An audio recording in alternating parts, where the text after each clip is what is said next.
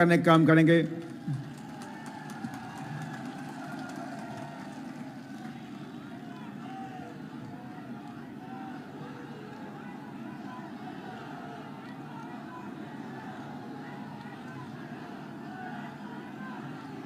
अब मैं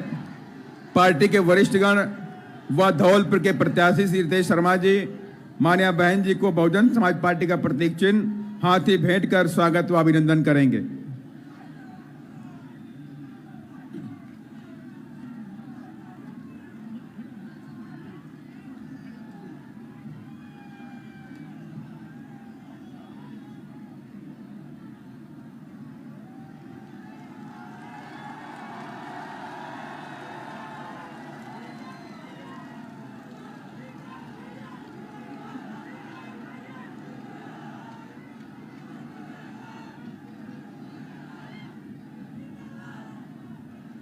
अब मैं आदरणीय बहन जी से विनम्र आग्रह करता हूं कि आप अपने ख्यालात रखें। आदरणीय बहन जी।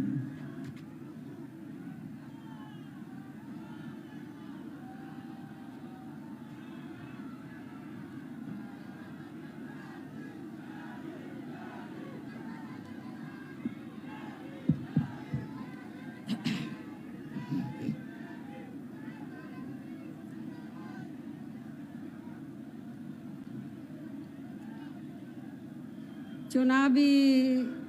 जनसभा में इकट्ठा हुए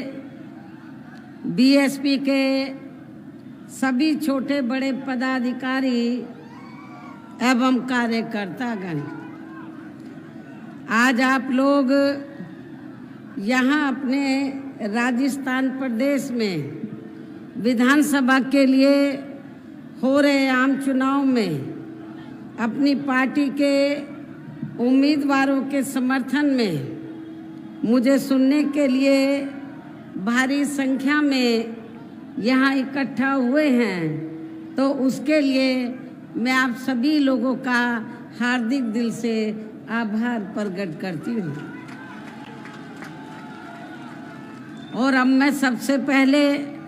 अपनी पार्टी के संबंध में ये कहना चाहूँगी कि हमारी पार्टी ये चुनाव आपके राजस्थान प्रदेश की अधिकांश विधानसभा की सीटों पर अकेले अपने बलबूते पर पूरी तैयारी व दमदारी के साथ लड़ रही है। अर्थात हमारी पार्टी ने इस चुनाव में या किसी भी पार्टी के साथ किसी भी प्रकार का कोई भी चुनावी समझौता आदि नहीं किया है। इसके साथ ही हमने बीएसपी से जुड़ने की तादाद को ध्यान में रखकर फिर उसी अनुपात में ही यहाँ सर्व समाज के लोगों को टिकट भी दिए हैं। लेकिन अब मैं इस हो रहे विधानसभा चुनाव में आप लोगों का ध्यान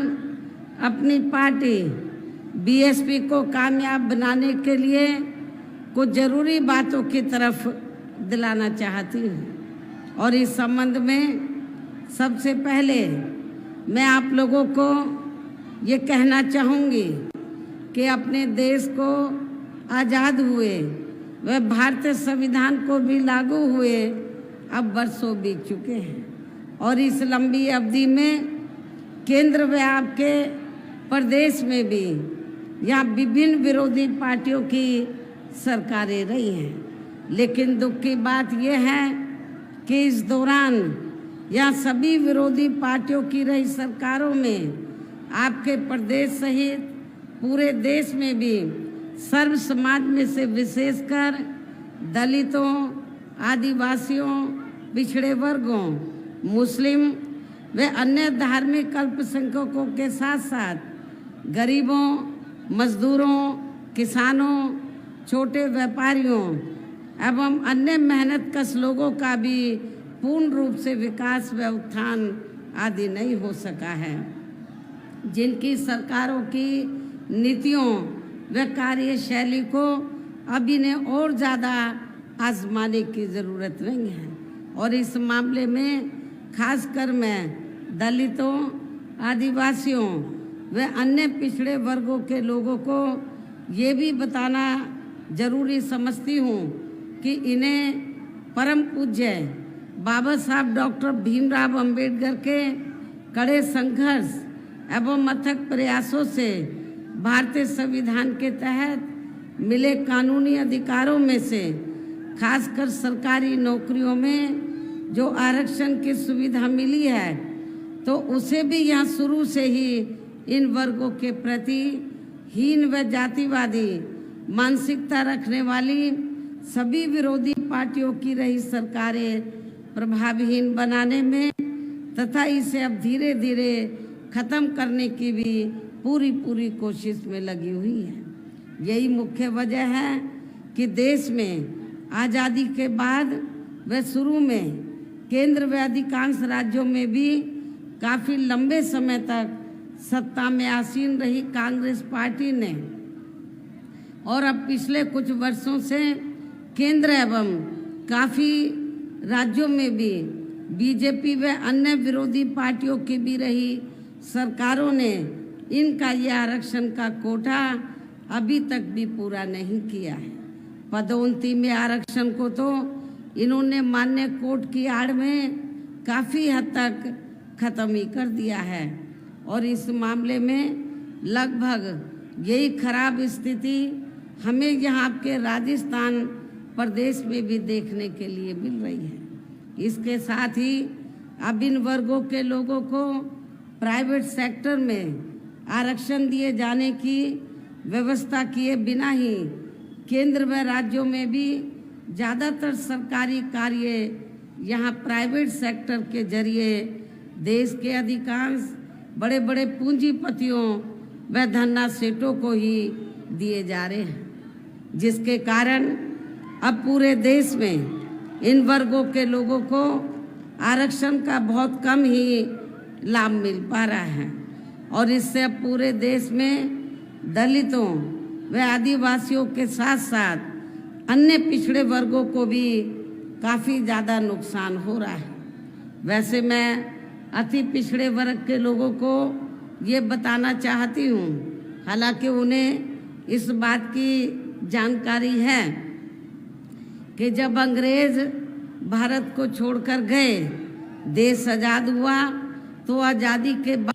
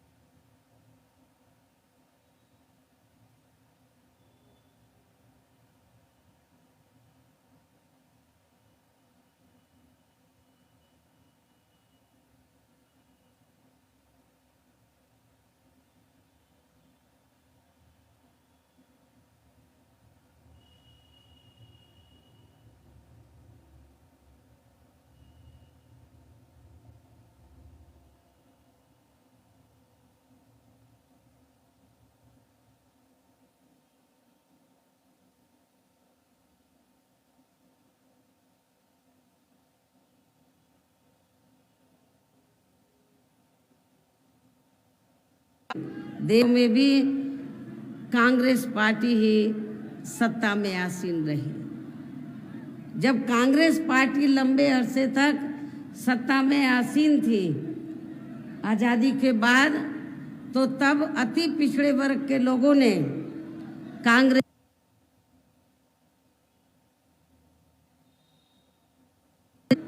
कांग्रेस से ये मांग की कि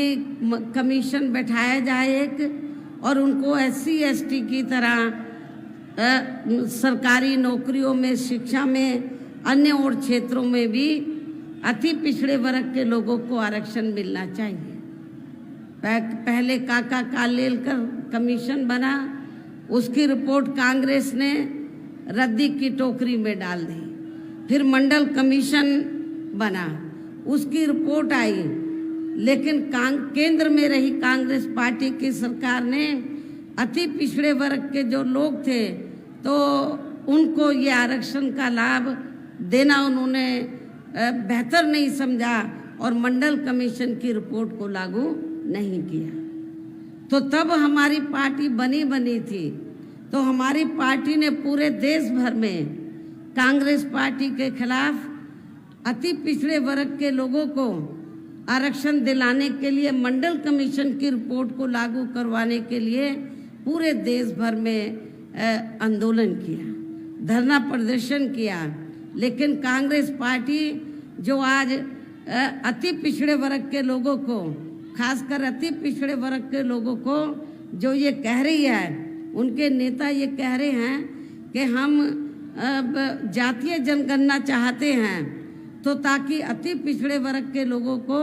उनको उचित लाभ मिले उनकी आबादी के हिसाब से। लेकिन मैं कांग्रेस के नेताओं से ये पूछना चाहती हूँ कि जब मंडल कमीशन की रिपोर्ट लागू कराने की बात आई तो आपने इसको लागू नहीं किया। तो इनके दो चेहरे हैं, अति पिछड़े वर्ग के लोगों के वोटों को लेने के लिए आज ये जातीय जनगणना की बात कर रहे हैं, और जब मंडल कमीशन की रिपोर्ट आई तो उसको इन्होंने लागू नहीं किया, और अति पिछड़े वर्ग के लोगों को कांग्रेस पार्टी की सरकार ने आरक्षण का लाभ नहीं दिया। जबकि अन्य पिछड़े वर्गों के लोगों को ये भी मालूम होना चाहिए,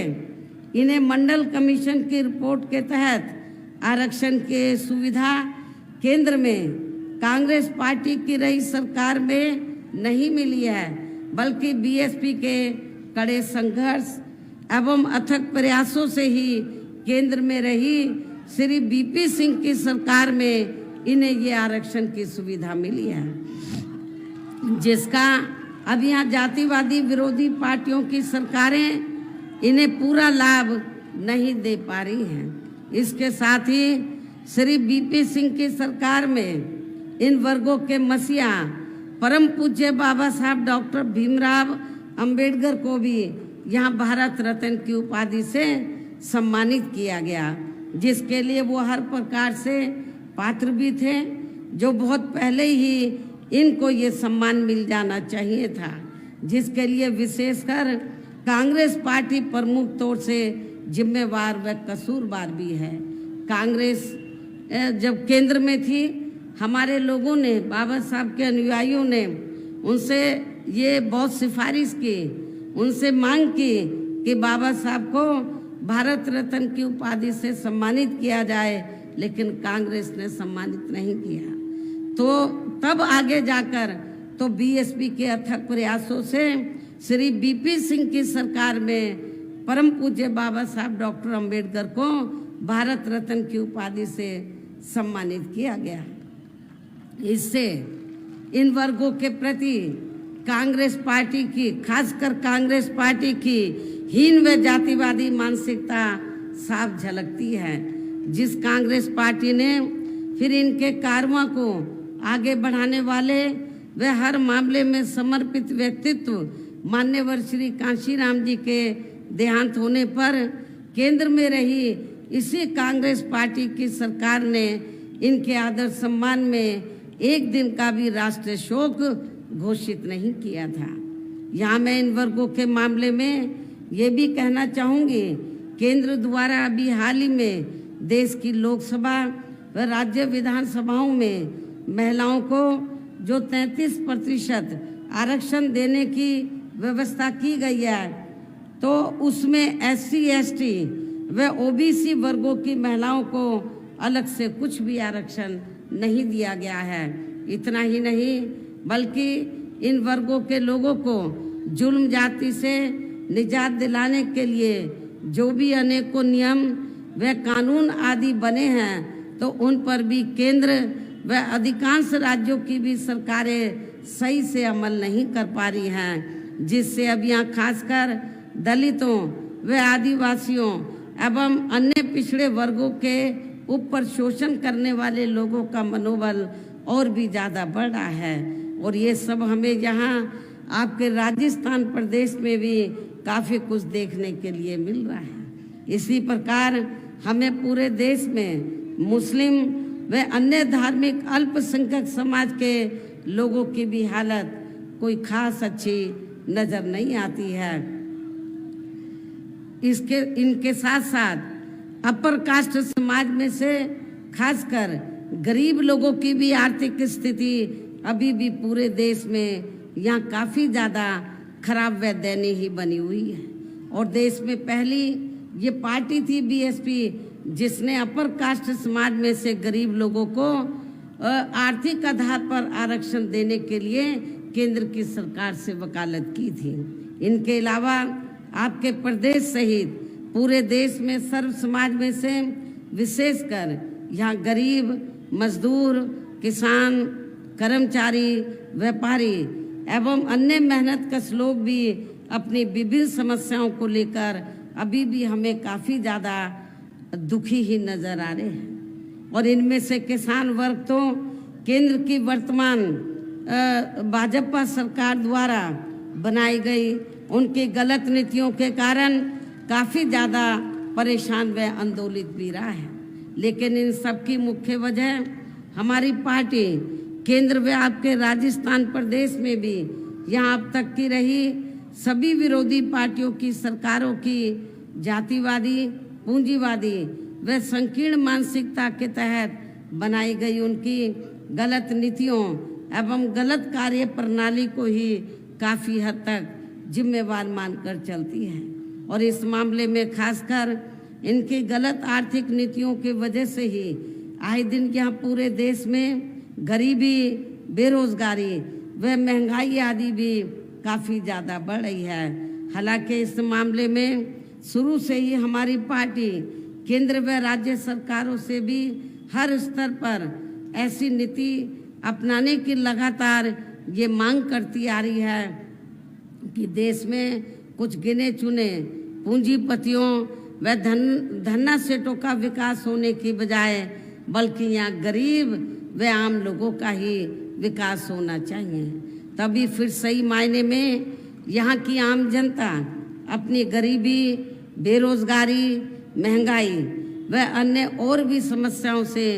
काफ़ी हद तक निजात पा सकती है। इसके साथ साथ अब अपने देश में भ्रष्टाचार भी हर स्तर पर काफ़ी ज़्यादा बढ़ा है, जिससे आपका खुद का अपना राजस्थान प्रदेश भी अछूता नहीं रहा है। आप लोगों को मालूम है कि यहाँ किस्म किस्म की आए दिन डायरी की चर्चा होती रहती है। अब कौन इसमें बेईमान है, कौन नहीं है, ये तो जांच का विषय है। और इन सब के लिए हमारी पार्टी आज़ादी के बाद से लेकर अभी तक केंद्र व देश के अधिकांश राज्यों में तथा आपके खुद के अपने राजस्थान प्रदेश में भी ज़्यादातर सत्ता यहाँ गलत पार्टियों में से खासकर कांग्रेस, बीजेपी व इनकी सहयोगी पार्टियों के हाथों में ही आने को मानकर चलती है। और इन सभी विरोधी पार्टियों को हमारी पार्टी इसलिए भी जिम्मेवार मानकर चलती है क्योंकि आज़ादी के बाद से लेकर अभी तक लगभग ये सभी विरोधी पार्टियां केंद्र व देश के अधिकांश राज्यों में भी ज़्यादातर यहाँ बड़े बड़े पूंजीपतियों व धन्ना सेठों की ही आर्थिक मदद से सत्ता में आती रही हैं। और सत्ता में आ जाने के बाद फिर ये पार्टियां अधिकतर मामलों में अपनी आर्थिक व अन्य सभी नीतियां यहाँ आम जनता की समस्याओं को दूर करने के हिसाब से तैयार नहीं करती हैं, बल्कि देश के उन बड़े बड़े पूंजीपतियों व धन्ना सेठों को ही फायदा पहुंचाने के हिसाब से अपनी अधिकांश नीतियां तैयार करती हैं, जिनके धन व बल से चुनाव लड़कर ज़्यादातर ये पार्टियां केंद्र व आपके राज्य सहित देश के अन्य राज्यों में भी अभी तक क्या सत्ता में आती रही हैं, जिसके कारण ही अब पूरे देश में व आपके खुद के अपने प्रदेश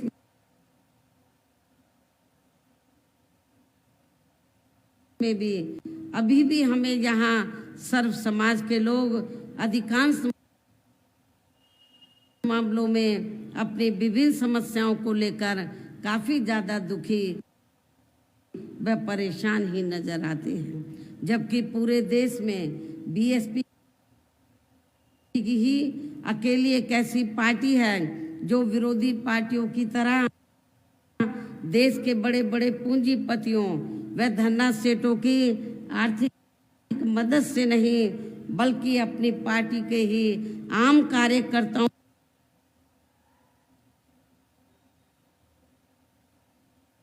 की आर्थिक मदद से चुनाव लड़कर यहाँ केंद्र व राज्यों की सत्ता में आना चाहती है, ताकि हमारी पार्टी सत्ता में आने के बाद फिर बिना किसी दबाव के वे आजाद होकर सर्व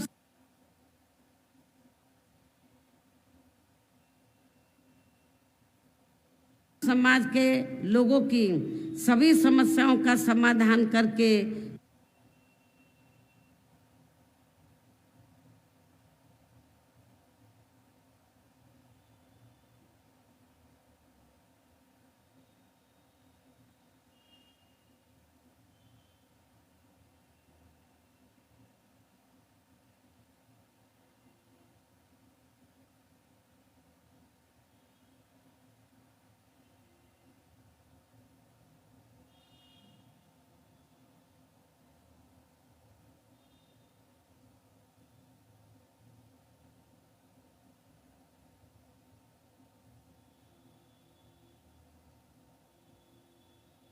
के लोगों के ऊपर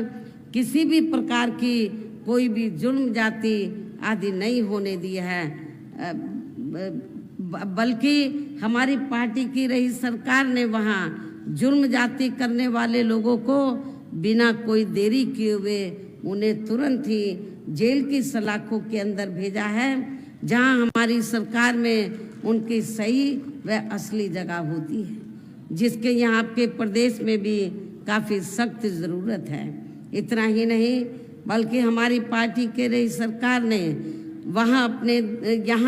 अपने देश में दलित एवं अन्य पिछड़े वर्गों में समय समय पर जन्मे हमारे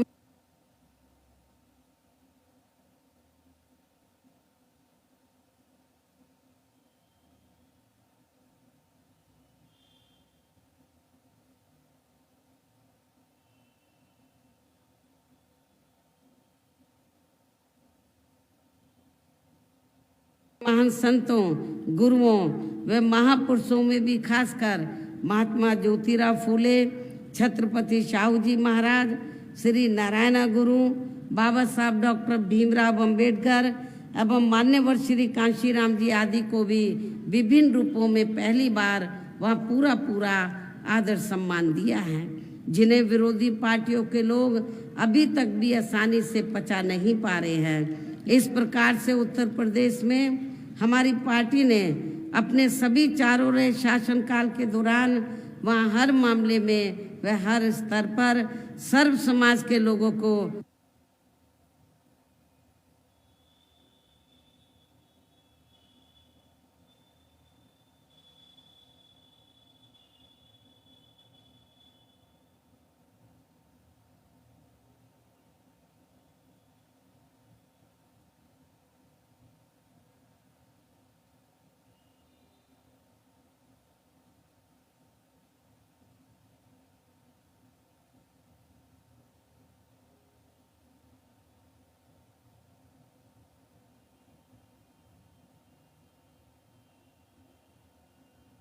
काफ़ी बेहतरीन सरकार दी है। और यदि आप लोग भी यहाँ अपने राजस्थान प्रदेश में आम जनहित के वह खाने को हथकंडों से भी जरूर सावधान रहना है, और इस मामले में खासकर कांग्रेस व अन्य विरोधी पार्टियां सोशल मीडिया आदि के जरिए मेरी आवाज़ में काट छांट करके तथा उनकी फर्जी वीडियो आदि बना के व उन्हें जारी करके अपने पक्ष में हवा बनाने का जो घिनौना प्रयास करती हैं या कर रही हैं, तो उनसे भी अपनी पार्टी के लोगों को कतई भी गुमराह नहीं होना है, बल्कि इससे उनकी हताशा व हार होने निश्चित हमें नज़र आती है। इतना ही नहीं बल्कि आप लोगों को विरोधी पार्टियों के जारी किए गए उनके हवाई व प्रलोभन भरे चुनावी घोषणा पत्रों आदि के बहकावे में तो कतई भी नहीं आना है, जिन्हें ये पार्टियां सत्ता में आने के बाद अधिकांश अमल में नहीं लाती है, जिस पर से अब जनता का काफ़ी हद तक विश्वास ही उठ गया है। इसलिए हमारी पार्टी किसी भी चुनाव में अपना कोई भी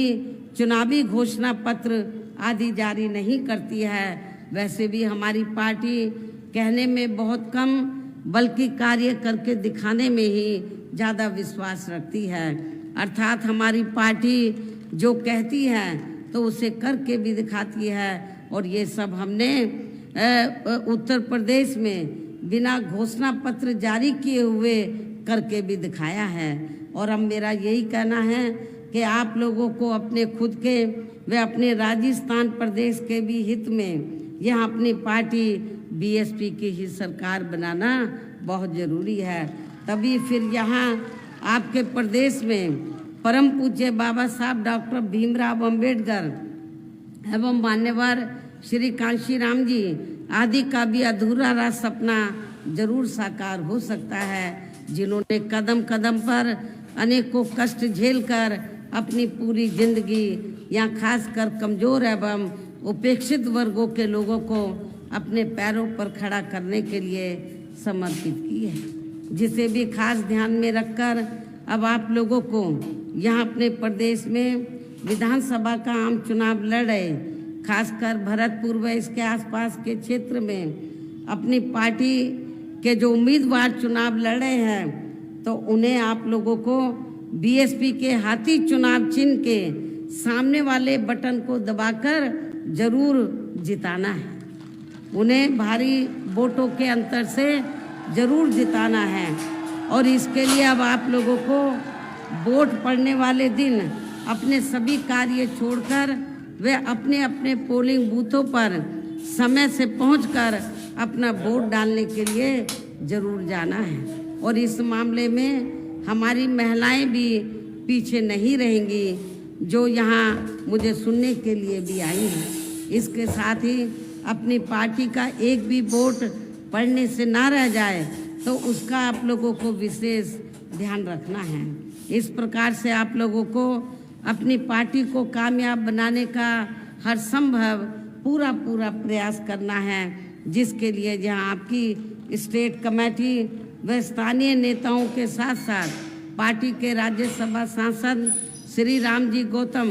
व इनके अन्य सभी साथी भी पूरे जी जान से लगे हैं। हालांकि श्री आकाश आनंद ने भी यहाँ चुनाव घोषित होने से पहले आपके राजस्थान प्रदेश को काफ़ी समय दिया। अंत में अब मैं पुनः यहाँ अपनी पार्टी के उम्मीदवारों को जिताने की पुरजोर अपील करते हुए अपनी बात यही समाप्त करती हूँ। जय भीम, जय भारत।